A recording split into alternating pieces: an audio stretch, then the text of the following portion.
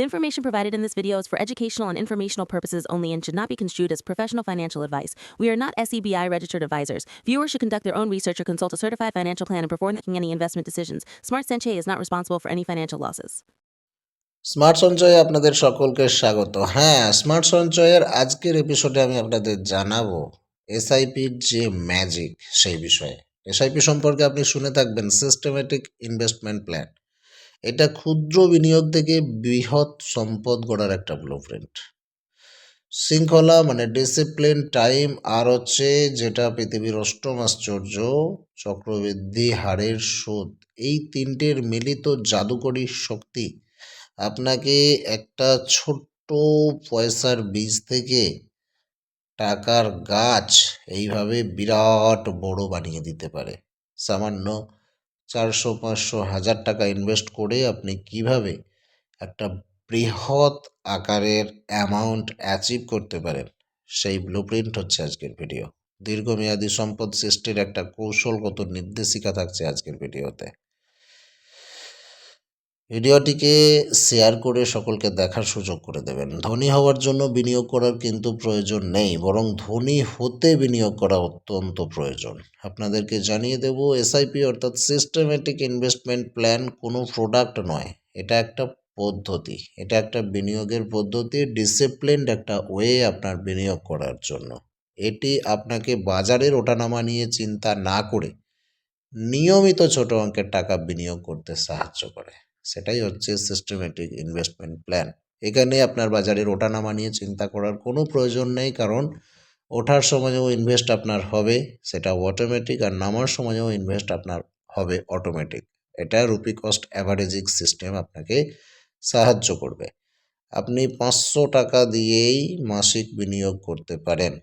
আপনার মাসে 500 টাকা চা কফি খেতে খরচা হয়ে যায়, সেটাও যদি সেভ করে একটা মাসিক বিনিয়োগ শুরু করতে পারেন মাত্র 500 টাকা দিয়ে, সেটাই কিন্তু আপনার একটা টাকার গাছ সৃষ্টি হবে ভবিষ্যতে। আর সেই টাকার গাছ আপনাকে যখন সময় আসবে সেই লেভেলের ফল দেবে, কারণ ফলটা আপনি পাবেন চক্রবৃদ্ধি সুদের জন্য।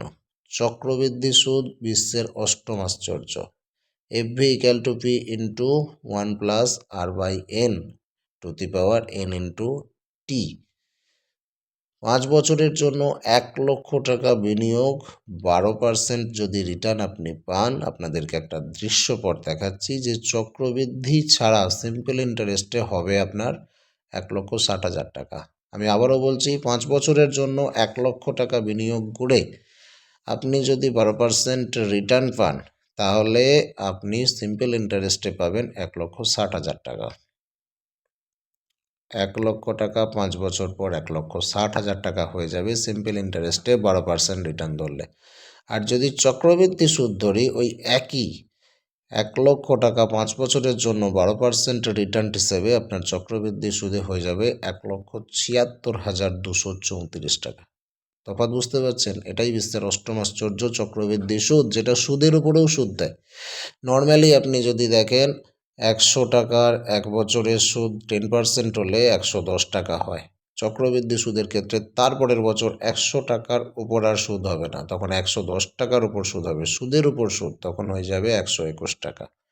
এইভাবে বাড়তে থাকবে, সেজন্য একে বিশ্বের অষ্টম আশ্চর্য বলা হয়। আপনার আয়ের উপর যখন পুনরায় আয় যোগ হয়, তখন সম্পদের পাহাড় গড়ে ওঠে। আর এইভাবেই চক্রবৃদ্ধি সুদ আপনার এই ছোট্ট ছোট্ট ছোট্ট ছোট্ট একটা অ্যামাউন্টকে বিরাট বড় একটা অ্যামাউন্টে পরিণত করে। আপনাদেরকে জানিয়ে দেব 1 কোটি টাকার একটা জাদুকরী সূত্র আপনি এসআইপির মাধ্যমে কিভাবে অ্যাচিভ করতে পারবেন। Simple 15-15-15 rule. 15-15-15 রুল হচ্ছে 15,000 টাকা 15 বছর 15% রিটার্নে 1 কোটি টাকা আপনাকে দেবে। এই হচ্ছে 15-15-15 রুলস। এই রুলসে আপনি এসআইপি করতে পারেন।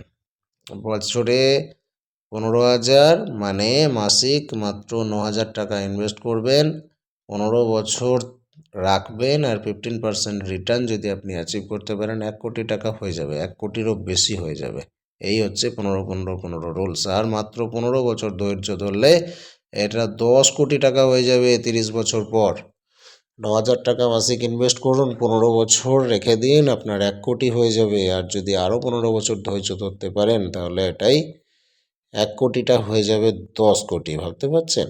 একেই বলে মিস্টার অষ্টম আশ্চর্য, পাওয়ার অফ কম্পাউন্ডিং। সময়ের মূল্য বুঝতে হবে আপনাকে। আজই শুরু করার সুবিধা আপনাদেরকে একবার বলি। আপনি যত তাড়াতাড়ি শুরু করবেন এসআইপি, তত তাড়াতাড়ি বেশি বেনিফিটেড আপনি কিন্তু হবেন। রোহান ধরুন বিনিয়োগ করছে 18 লক্ষ টাকা, ঠিক আছে। এইখানে আপনি চারটা দেখে বোঝার চেষ্টা করুন। এখানে কার কি বয়স, এখানে ধরুন 25 বছর, 35 বছর, 45 বছর, 55 বছর আর 30 বছর। এবার ধরুন রোহান 25 বছর বয়সে বিনিয়োগ শুরু করেছে, আর মীরা 35 বছর বয়সে বিনিয়োগ শুরু করেছে। তাহলে রোহানের বিনিয়োগ হবে 18 লক্ষ টাকা, ভ্যালু দাঁড়াবে 3.3 কোটি, মানে 3,30,00,000 টাকা। আর মীরা বিনিয়োগ করছে 30 লক্ষ টাকা, তাহলেও তার ভ্যালু দাঁড়াবে মাত্র 2 কোটির কাছাকাছি। তাহলে আগে বিনিয়োগ করার সুবিধা বুঝতে পারছেন? 25 বছর বয়সে রোহান শুরু করার জন্য মাত্র 18 লক্ষ টাকা বিনিয়োগ করেও 3,30,00,000 টাকা ফেরত পাবে। আর মীরা 35 বছর বয়স, মাত্র 10 বছর লেটে শুরু করার জন্য 18 থেকেও ডবল সে ইনভেস্ট করছে, 30 লক্ষ টাকা ইনভেস্ট করছে, কিন্তু পাচ্ছে মাত্র 1.9 কোটি, 2 কোটিরও কম। তাহলে এর থেকে 1-1.5 কোটি টাকা কম বেশি বিনিয়োগ করেও। এটাই হচ্ছে সময়ের মূল্য। রোহান কম টাকা বিনিয়োগ করেও মীরার চেয়ে অনেক বেশি সম্পদ গড়ছে, কারণ সে আগে শুরু করেছিল। এসআইপিতে আগে শুরু করাটাই সবথেকে বুদ্ধিমানের কাজ। বাজারের ওঠানামাকে ভয় পাবেন না।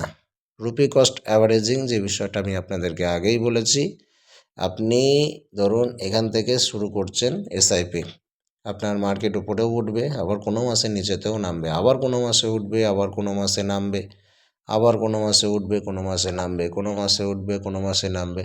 প্রত্যেকটা জায়গাতেই আপনার যেমন মার্কেট নিচে তখনও আপনি কিনছেন, যখন মার্কেট উপরে তখনও আপনি কিনছেন, যখন নিচে কিনছেন উপরে কিনছেন, এইভাবে করতে করতে করতে করতে করতে করতে প্রতি মাসে সবশেষে আপনার একটা রুপি কস্ট অ্যাভারেজিং হয়ে যাচ্ছে।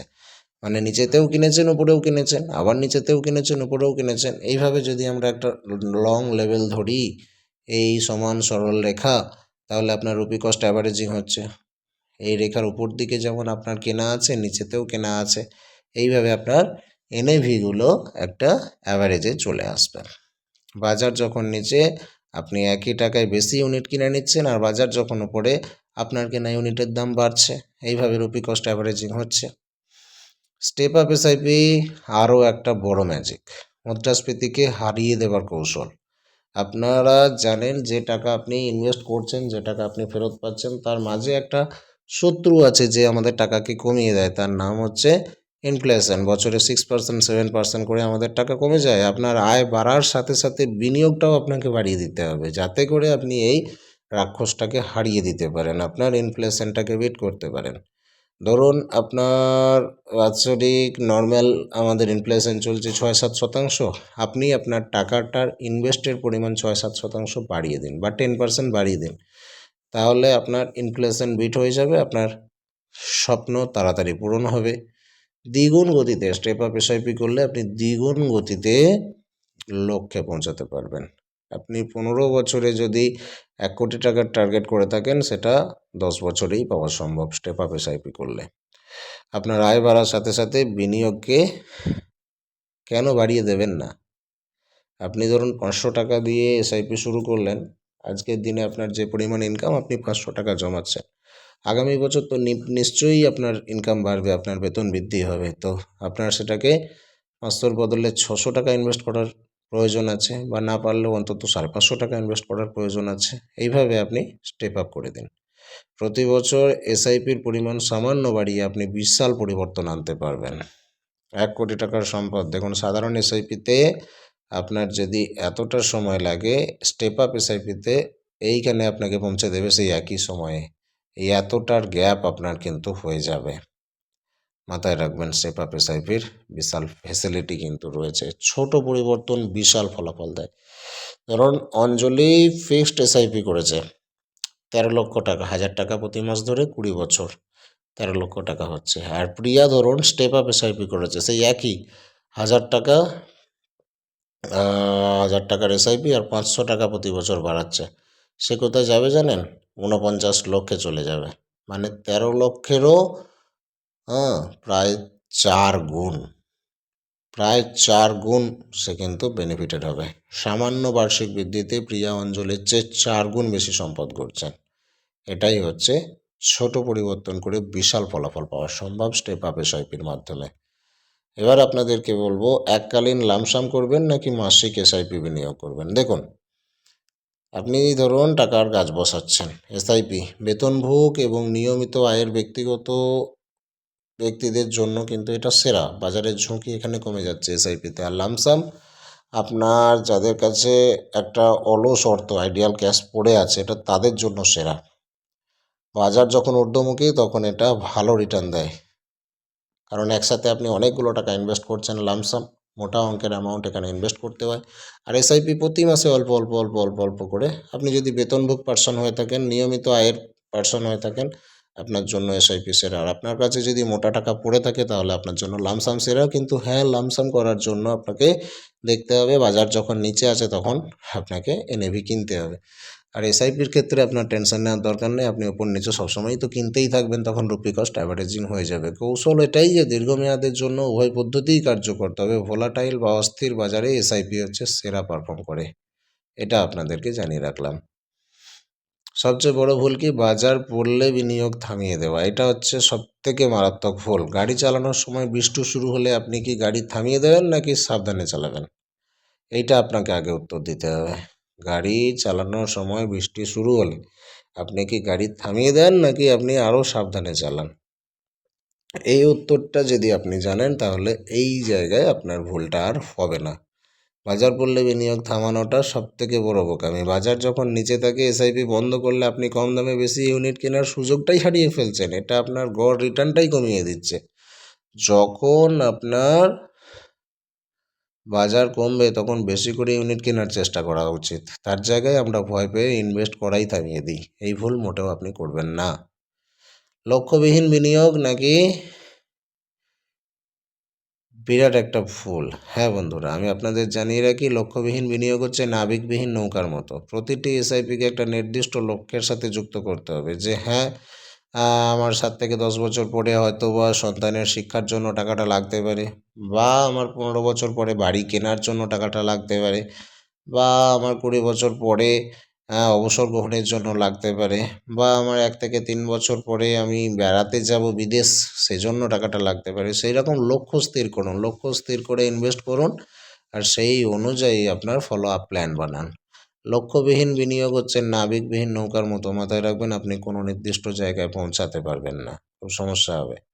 গ্রোথ নাকি ডিভিডেন্ড, ইকুইটি নাকি ডেট, এই প্রশ্নগুলোর উত্তর আমি দিয়ে দিচ্ছি। দেখুন, সম্পদ গড়ার জন্য সর্বদা গ্রোথ প্ল্যান বেছে নেবেন। ডিভিডেন্ড প্ল্যান কম্পাউন্ডিংয়ের শক্তিকে বাধা দেয়। তাহলে আপনার সেই ছোট টাকার বীজটা বড় টাকার গাছে পরিণত হতে সমস্যা হবে। দীর্ঘমেয়াদী বিনিয়োগ, ইকুইটি ফান্ডস দীর্ঘমেয়াদী মুদ্রাস্ফীতিকে হারাতে সম্ভব। খুব বেশি রক্ষণশীল হলে আসল লক্ষ্য পূরণ আপনার নাও হতে পারে। ইকুইটি ফান্ডেই আপনি বিনিয়োগ করার চেষ্টা করুন, একটু হালকা রিস্ক থাকলেও কিন্তু এটা আপনার দীর্ঘমেয়াদে মুদ্রাস্ফীতিকেও হারিয়ে দেবে আর রিস্কটাও কমিয়ে দেবে। যদি দীর্ঘমেয়াদে 15 বছর 20 বছর ইনভেস্ট করেন তাহলে টেনশনের বিশেষ কোনো কারণ নেই। খুব বেশি কনজারভেটিভ যদি আপনি হন তাহলে আপনার আসল লক্ষ্য কোটিপতি হওয়া, সেটা কখনোই হয়তোবা পূরণ হবে না। সফল বিনিয়োগকারীর 5টা গোপন সূত্র আপনাদেরকে জানিয়ে রাখি। এসআইপি সবসময় দুর্দান্ত রিটার্ন কিন্তু দেয় না, বাজারের অবস্থার উপর নির্ভর করে। তাই প্রত্যাশা আপনার সংযত রাখতে হবে। মোটামুটি 12% আশপাশ প্রত্যাশা রাখুন। এবার এর থেকে বেশি যদি পাবেন তখন ভাববেন যে এটা আমার বোনাস। ধরুন 12% প্রত্যাশা আপনি রেখেছেন, আপনি রিটার্ন পেলেন 16%, তাহলে ভাববেন যে আমি 4% বোনাস পেলাম। ঠিক আছে, শুরুতে কম রিটার্ন ভালো, কিন্তু এর মানে আপনি কম দামে ইউনিট কিনছেন। এই ভুলটা করবেন না। অনেকেই ভাবে যে টোটাল বিষয়টা উল্টো ঘটছে। কিন্তু না, শুরুতে কম রিটার্নটা ভালো, এর মানে আপনি কম দামে ইউনিট কিনছেন। বিনিয়োগের পরিমাণ রিটার্নের চেয়ে বেশি গুরুত্বপূর্ণ হয়। বিনিয়োগের পরিমাণ রিটার্নের চেয়ে বেশি গুরুত্বপূর্ণ হয়। আপনি কত টাকা রিটার্ন পেলেন তার চেয়ে কত টাকা জমালেন সেটা বেশি জরুরি। কারণ আপনার এনএভিগুলো আপনার পে করা অর্থ অনুযায়ী আপনার সঙ্গে অ্যাসেটে জমা হচ্ছে। বাজারের উচ্চে কিন্তু থামবেন না কোনো মতেই। মার্কেট টাইমিং করা অসম্ভব, তাই কখনোই থামবেন না, এসআইপিকে চালিয়ে যাবেন। আর ডেট ফান্ডে এসআইপি কম কার্যকর, এটাও মাথায় রাখতে হবে আপনাকে। সম্পদ করতে ইকুইটি এসআইপি সেরা, ডেট ফান্ডে এসআইপি করলে সেটা বিশেষ বাড়বে না, আপনার 6% 7% ইন্টারেস্ট হিসেবেই গ্রোথ করবে। আপনাদেরকে জানিয়ে রাখি আপনার রোডম্যাপ কী হওয়া উচিত। লক্ষ্য নির্ধারণ করতে হবে, কত টাকা কত বছরের জন্য রাখবো, এটা হচ্ছে আপনার প্রথম স্টেপ। আর মেয়াদ আপনাকে নির্বাচন করতে হবে যে কত সময়ের জন্য আমি টাকাটা ইনভেস্ট করব। মোটামুটি মিনিমাম 8-10 বছর করবেন, দীর্ঘমেয়াদে টাকা আপনাকে বেশি রিটার্ন দেয়। অটোমেট করতে হবে আপনাকে। টাকাটা ইনভেস্ট করার জন্য আপনি হাতে করে ক্যাশ নিয়ে ছুটোছুটি করবেন, সেটা প্রায় অসম্ভব হয়ে দাঁড়ায়, প্রতি মাসে সম্ভব হয় না। সেজন্য আপনি অটো ডেবিট সিস্টেম চালু করবেন, আপনার ব্যাংক থেকে টাকা ডিডাকশান হয়ে সরাসরি আপনার এসআইপিতে জমা হবে, সেই সিস্টেম করে রাখবেন। আর আপনাকে বাৎসরিক স্টেপ আপ করতে হবে, যেটা আমি আগেই বলেছি। স্টেপ আপ করলে আপনার কিন্তু 4 গুণ বেশি ফেসিলিটি আপনি একই সময়ে পেতে পারবেন, যেটা আমি আপনাদেরকে দেখালাম। গাছ লাগানোর সেরা সময় ছিল 20 বছর আগে, দ্বিতীয় সেরা সময়টা কিন্তু আজই, এটা মাথায় আপনাকে অবশ্যই রাখতে হবে। তাহলে আপনার রোডম্যাপ কি? নাম্বার 1 লক্ষ্য নির্ধারণ করুন, নাম্বার 2 একটা মেয়াদ নির্বাচন করুন, নাম্বার 3 আপনার ব্যাংক ডিডাকশান সেট করুন, আর নাম্বার 4 স্টেপ আপ এসআইপি চালু করুন। প্রয়োজনীয় টুলস এবং সতর্কতা আপনাদেরকে জানিয়ে রাখি, অনলাইনে উপলব্ধ এসআইপি ক্যালকুলেটর এবং স্টেপ আপ এসআইপি ক্যালকুলেটর ব্যবহার করে নিজের ভবিষ্যৎ পরিকল্পনা করতে হবে। তার জন্য আপনি আজই চলে যান smartsonchoy.com। smartsonchoy.com-এ গিয়ে আপনি এসআইপি ক্যালকুলেটর এবং স্টেপ আপ এসআইপি ক্যালকুলেটর এবং আরও 50+ গুরুত্বপূর্ণ ফাইন্যান্সিয়াল ক্যালকুলেটর টুলস সম্পূর্ণ ফ্রিতে আনলিমিটেড ব্যবহার করার সুযোগ পাবেন। smartsonchoy.com-এ ভিজিট আজই করুন, ক্যালকুলেটর টুলগুলোকে ইউজ করুন এবং গুরুত্বপূর্ণ আর্টিকেলগুলো পড়ে নিজেকে সঞ্চয়ে আগ্রহী করে তুলুন, প্লাস সঞ্চয়ের শিক্ষা নিন। সেজন্যই smartsonchoy.com আপনাদের জন্য টুলসগুলো নিয়ে এসেছে। মিউচুয়াল ফান্ড বিনিয়োগ বাজারগত ঝুঁকির আওতাধীন। বিনিয়োগের আগে স্কিম সম্পর্কিত সমস্ত নথিপত্র ভালো করে পড়ে নিন। এই প্রেজেন্টেশনটি শুধুমাত্র শিক্ষামূলক উদ্দেশ্যেই তৈরি। দেখা হচ্ছে পরের ভিডিওতে, প্রত্যেকে ভালো থাকবেন, ধন্যবাদ।